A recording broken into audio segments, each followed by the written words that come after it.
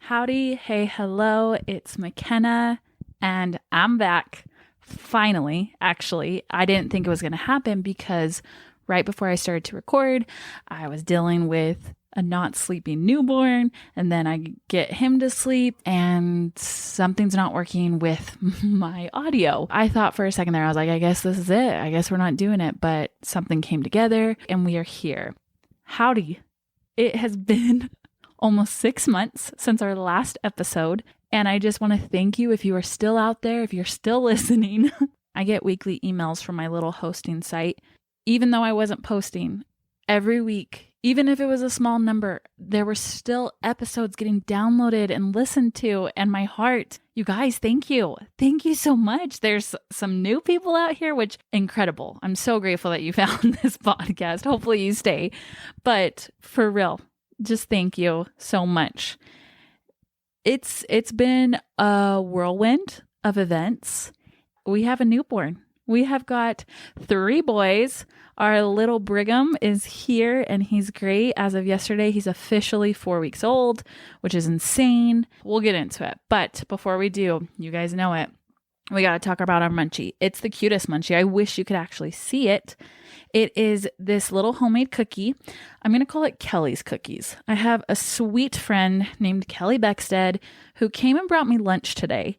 And we sat outside and we ate our lunches. She made this incredible salad. And I was like, you went and bought this, didn't you? And she's like, no, I made it. And she's just that amazing one of a person, but as a cook, that she can bring you food. And you're like, no, I know you bought this. There's no way you can make a salad look this good. And she did. But she also brought me these cookies that she was making for a friend's daughter's graduation. And so it's a sugar cookie, but it's got swirls through it. Like it looks like those ones you would buy from Pillsbury. But again, here's Kelly making them from scratch. I aspire to be like her. And it's incredible. So Kelly's Cookies. Happy graduation, though, to anyone out there who's graduating 2024. What a year. But so fun that you get to be out of high school now. To date, my fave graduation, if anyone's out there and you still have time to do this, or your graduation is coming up, or you know of someone graduating, do this. My sister Ginger, you know her, you love her. When she graduated, it was like 2016, I think. Yeah. She went through her yearbook prior to her graduation. Because you know how they hand out programs and they have everyone listed alphabetically? Do they still do that? I don't know. She made a digital program that she went through each person in her graduating class and wrote like a little blurb about who they are, if she knew them, who they were in school, whatnot. And don't worry, she's very kind. I can remember her graduation more than my own because it was so fun. As you guys know, graduations are long, especially out here at these big old high schools here in Utah. They can take a while. I think I had 500 people in my graduating class, so they long. We were all sitting there going along with the program. It was so fun and so entertaining. Now, you're going to have to know some people to do that. I don't think, not like Ginger was the social butterfly of the school, but you can know about people, you know who they are to you as a person, right? It will make it so great for your guests attending. Okay, the update on life. I did step away for a couple months here just to finish up that last leg of the pregnancy. Ooh, it got hard. It got very, very hard. And I am so excited to go over all of that with you in another episode. Not today's episode, but probably the next one. Crazy. Let's just say that. Did I almost deliver my baby in a car? Maybe, but you'll have to come back for that next episode. Did we talk about that Britton is a firefighter? If I didn't already think he was hunky enough, that just boom, meter up about 10 levels. Not gonna lie, sometimes it is still hard. I love and hate the schedule. He gets 4 days off every week, but then he's on for 2 days straight. Like we don't see him for 48 hours. But I do love the job. I know he loves physically being able to help people and be that person who can help them in such a distressing moment. He's had some pretty crazy calls already. Yeah, for a second there, his shift was calling him the Black Cloud because every shift he would be on, there would be something like crazy, like we've never gotten a call like this or whatnot. My kids, I have 3 now, but the other 2, the older 2, my 3 and 2-year-old, they are so smart. I know they take after their dad in that way. They're also so animated and vibrant in their life. And I really, really hope they got a little of that from me. But we're finally starting to see a little bit of ROI, a little return on our investment. Being a parent is so hard, especially these last few months. I'm like, wow, this is not for the weary. Doesn't mean you can't do it. You really have to like hone in and commit.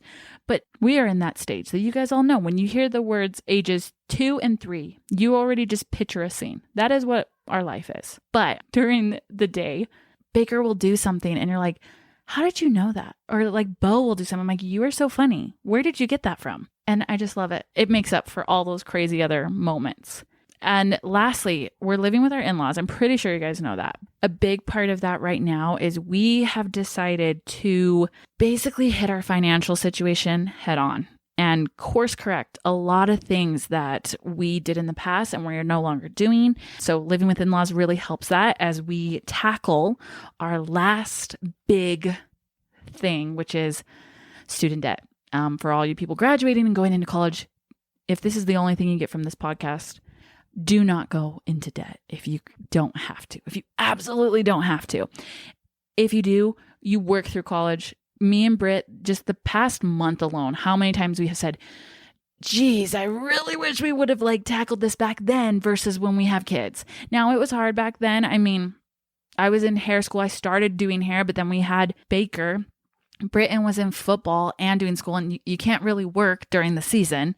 We're trying to give ourselves grace in that moment. But yeah, if we could go back, even in those moments, I think we would have still told ourselves, like, you got to find a way. You got to find a way to just taper this down a little bit because it's insane. But don't you worry, guys. Don't you worry. We will get a future episode on that because that whole transformation that's been happening is incredible. And I'm so grateful that it's hit us now, not when we're about to retire, you know?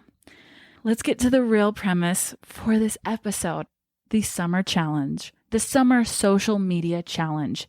It's that time again. If you've been here from the beginning, this is basically what started my whole podcast was this one challenge that I randomly came up with for myself and now is a tradition. And what I wish to implore or give to you, the beauty that is summer and being away from social media. We can call it whatever you want, the summer social media fast, a break, a pause, a freeze, whatever. It's here. I have 2 other episodes about this. The first one is just called the social media detox. That's back in September of 2022. And then last year's is called the detox round 2, and that's in May. So definitely go back, listen to those if you'd like, just to get some more ammo to help you with this challenge, because it is a challenge, you guys. I'm not gonna lie, but it originally started off as an idea for me. I always had this idea like, oh, I wonder if I could go off social media for a bit, and just started thinking about it. My birthday is at the end of August. I started punching in some numbers, and basically I found out if I added in a couple days, I could do a 100-day challenge for the whole duration of summer, Memorial Day to Labor Day. It was the best. It was so, so, so good. And I've just been continuing it. However, with this year, I've taken it to a new level. I have been off social media since the beginning of this year, almost 6 months without social media. And I'm doing it more for personal reasons, but just to actually see if I can do it. Because, you know, I've done the 100-day things now twice. And because of how impacted I was, it's really helped me to stay off this long because I know the benefits now. I've seen it twice of how great it is that I'm like, I could do this. I mean, it still sometimes gets very annoying, but so far, so good. Okay. What I will really want to say, though, my past 2 summers have been so memorable. And that's a huge thing for me. I always complain about how I swear I have short-term memory loss. I cannot remember things for the life of me sometimes. And to say that I have had 2 summers that I can go back and be like, oh, I remember doing this or I remember seeing this, that's huge. And I really believe that's because I'm more in tune with myself, my family, my friends, and my surroundings. So what I'm going to do, I'm going to kind of break down some benefits and then we'll just go in for the last plug. But please listen till the end of the episode. I have to hope that whoever's out there listening has maybe felt this urge as well, that social media is taking too much of our time. And summer is the best time of the year. I believe in the past 2 episodes, I really go over and break down the negative effects of social media. And I think a lot of us know that. I mean, Still very good to listen to. But this approach for this episode, I want to talk about the benefits of summer. I want to flip-flop it and be like, maybe here's what you might be missing out on. Let's be real. When you were a kid, all you had to say was summer. And immediately as a kid, you're just like, you're lighting up. You're thinking of exactly what you're going to be doing. The world is your oyster, right? Is that the saying? When it comes to summer. It can be for many reasons. It could be you're going on vacation. We get to be out of school. We get to have free time with our friends and do whatever and just have so much of that, right? As adults, well, we still can enjoy some of those. It's different. And so I actually found an article talking about 7 benefits from partaking in summer. I don't want, we'll call it the inner child in us, to be squelched, because I think we could still have great summers like we did when we were kids. Here we go. Top 7 benefits. The first one, free vitamin D. How many times have you heard you need more vitamin D in your life? I know I have. Makes sense because it's one of the most important vitamins for numerous reactions in your body and for optimal health. Vitamin D strengthens your immune system, plays a key role in cancer prevention and bone strength and building metabolism and overall good emotional stability. So that one was pretty obvious, but that's amazing that we literally can step outside and the sun is giving you what those supplements are trying to, recuperate, reenact. But we can get it for free from the sun, you guys. So that's a huge one. The next one, extra fresh fruits and vegetables. The sun and warmth also, of course, stimulate all sorts of growth.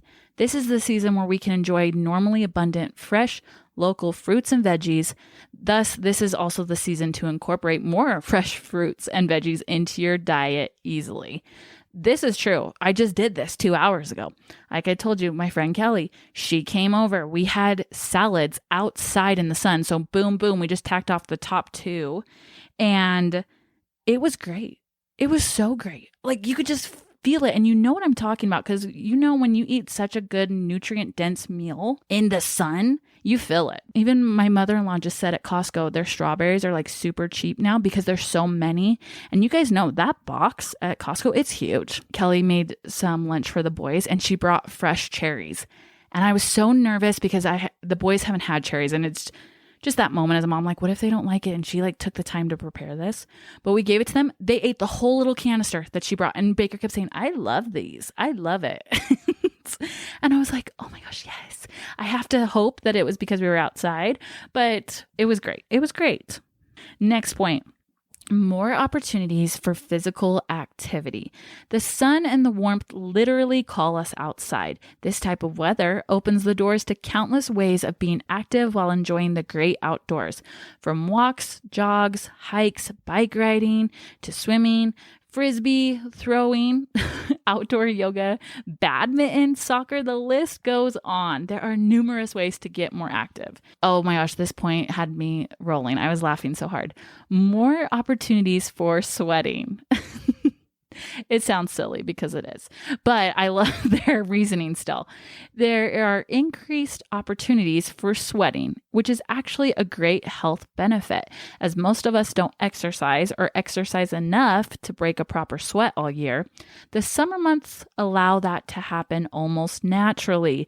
Sweating is a key component in good detoxification for best health. Let your body breathe. This is a very healthy, we'll call it crunchy article. They go on to talk about like we're putting so many bad deodorants on ourselves. And I'm not disagreeing with that, but I love that they're like, you got to be outdoors. You're not in closed spaces. Like just go for a run. You don't need to put deodorant on.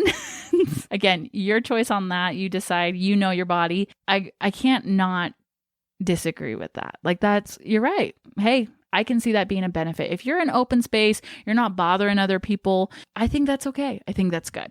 Okay, next point, more opportunities to walk barefoot. Like I said, little crunch, but I still like it. While walking barefoot, especially on uneven surfaces like sand or rocky beaches, you are stimulating many of the pressure points in your body. They're talking about reflexology, so in your foot, that you could have a reflexologist do, but you're doing it for free. Some of the benefits of this are better digestion, elimination, enhanced immune function, backache healing, and much more. Then the other second major benefit of walking barefoot is to get a good grounding effect. I don't know about you guys. I've had so many people tell me about this, and I love it. I was the kid who, for some reason, if we ever were in school and they'd have us take our shoes off, which wasn't a lot, but enough that I could remember, I always remembered like that was so fun running down the halls in your socks. I don't know why. Call me weird, but I can vividly remember those moments. So I have to think there is an effect or something to grounding. The article continues. Today, due to our lifestyles and clothing choices, we are literally disconnected from the earth. Yet we build up a lot of charges within us from all the electromagnetic sources around us, as well as the technology we use. Hey, I didn't even see that. We're just further driving this point home.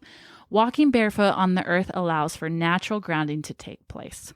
Again, you decide on that. I've heard the being on grass in your bare feet for 30 minutes at least every day as a great grounding practice.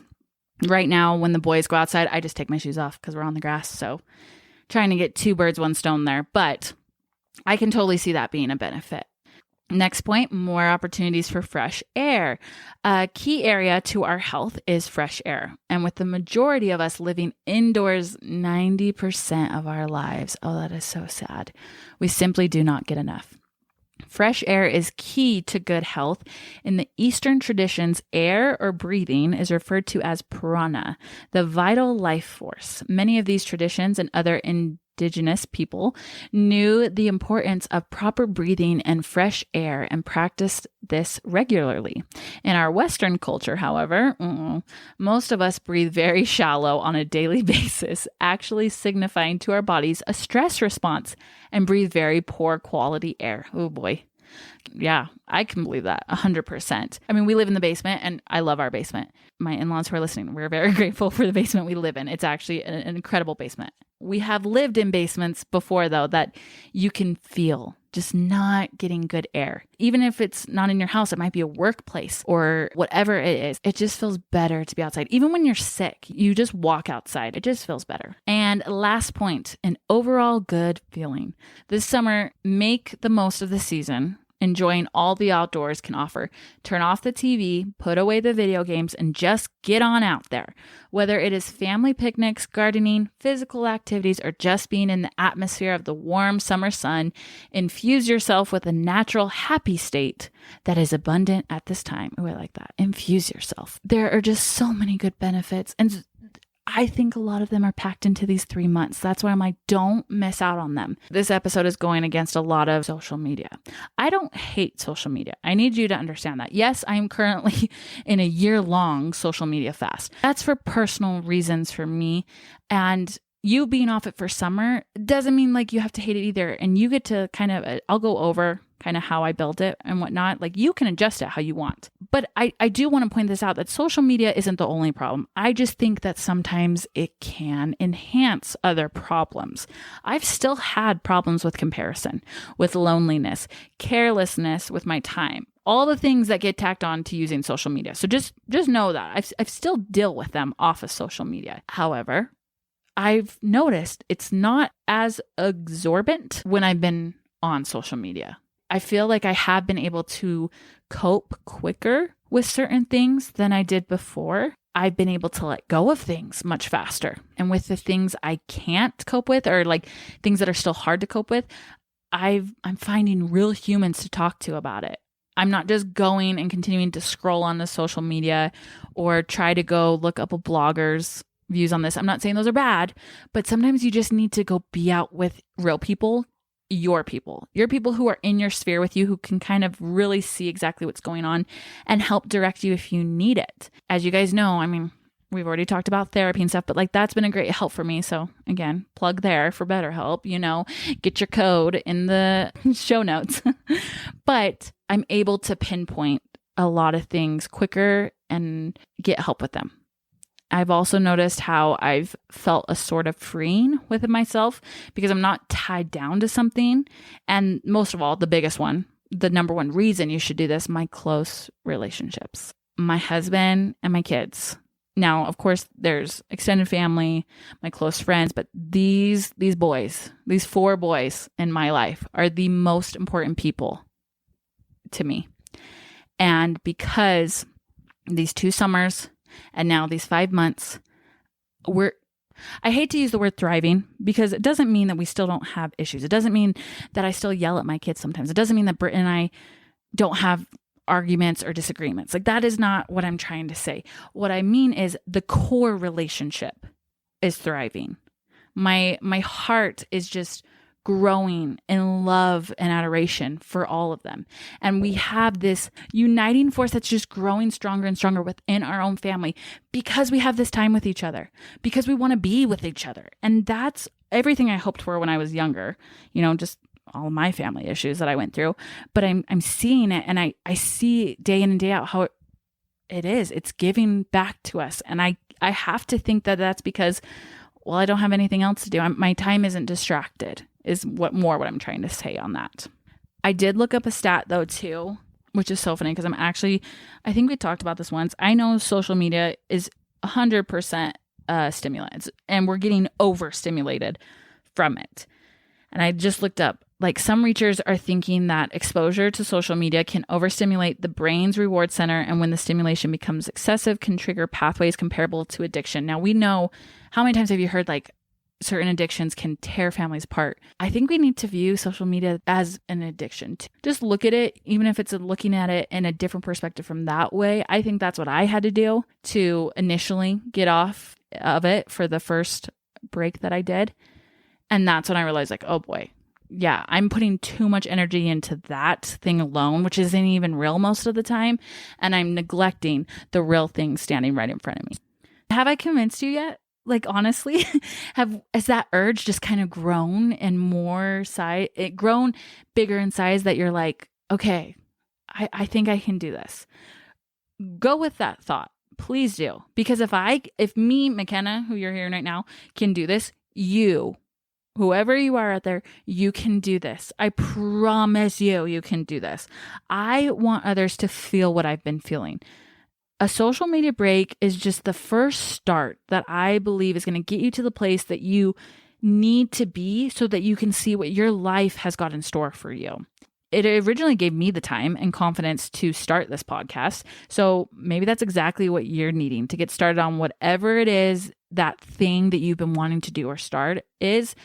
Maybe taking out social media is going to help with that. Here's a crazy thought. If social media was gone tomorrow and you didn't have the quick access to all the people or information that we do today, who would you go to? Who would you be around? And could you be around them? The first summer that I did this, it was just such a great wake-up call to me about how I had let a lot of social skills wither away, which is ironic because it's called social media.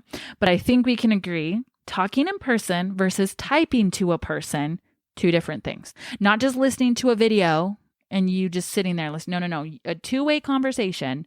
Here's how you're going to start. Okay. You're going to make your timeline. I have already told you, I love the 100-day timeline. It's catchy. It feels like it has more purpose behind it, but you do you. I just really think the 100 days is going to get you the most benefits from it.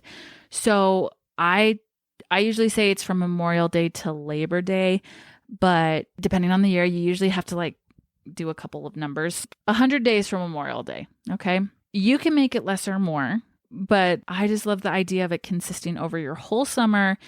But here's the other pro tip. I mean, assuming you're going to go back on social media, which is totally fine, you're going to have so many great recap photos and video footage when you go back to social media. So there's that. And it gives you something like people are kind of looking forward to you getting back. Here's a big one that I talk about in my past 2 episodes.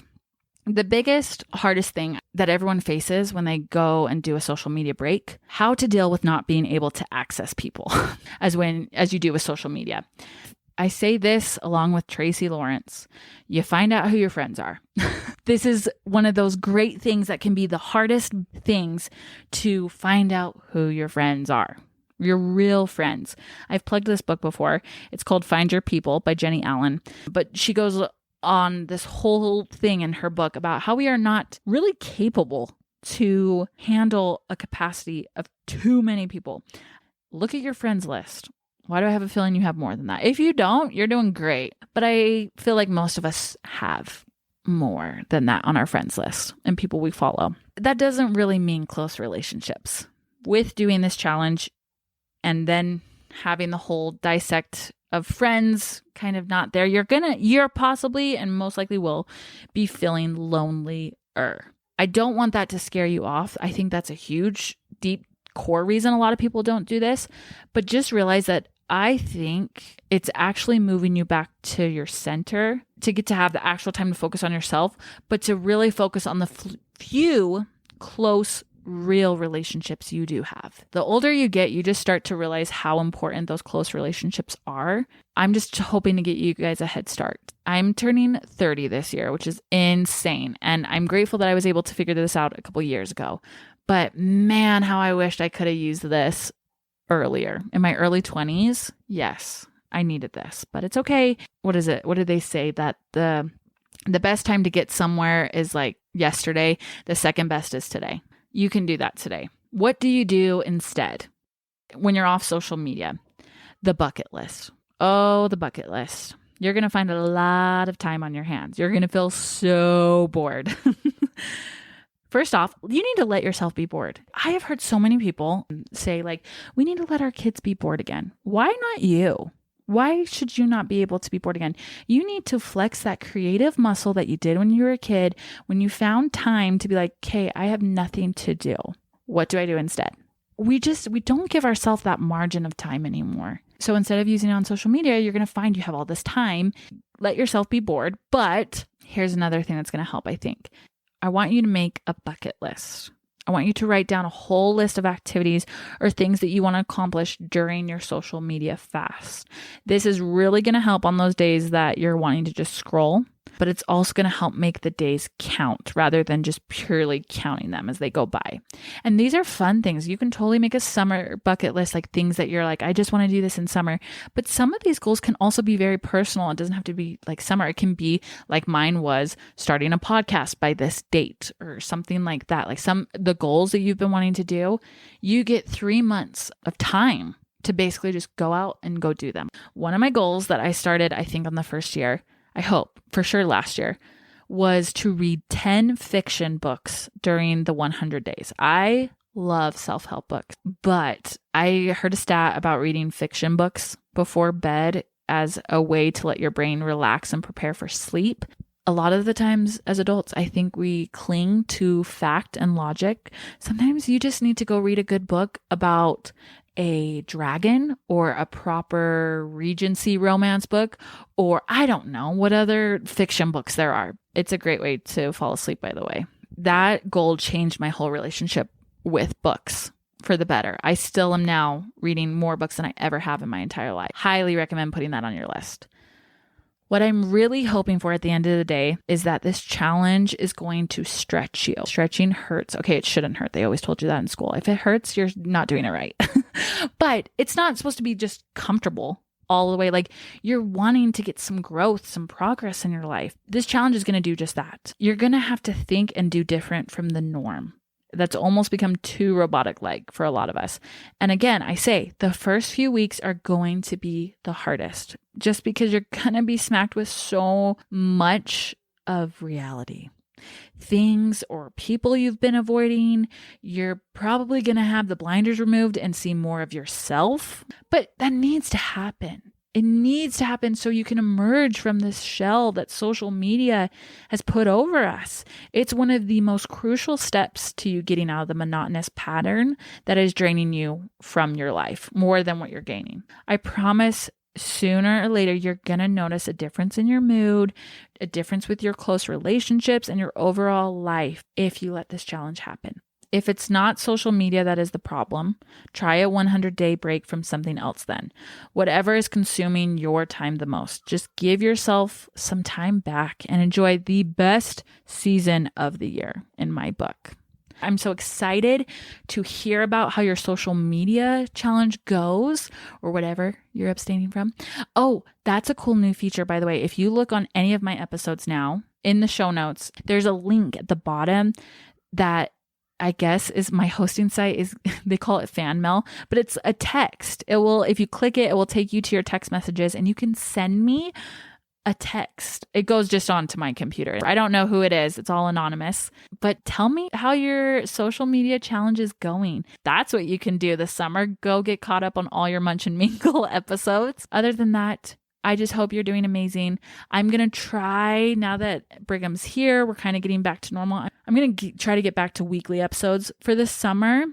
My goal right now is just to at least get 2 episodes each month. Thank you for sticking around. I love you guys so much, and we'll talk to you next time. Bye.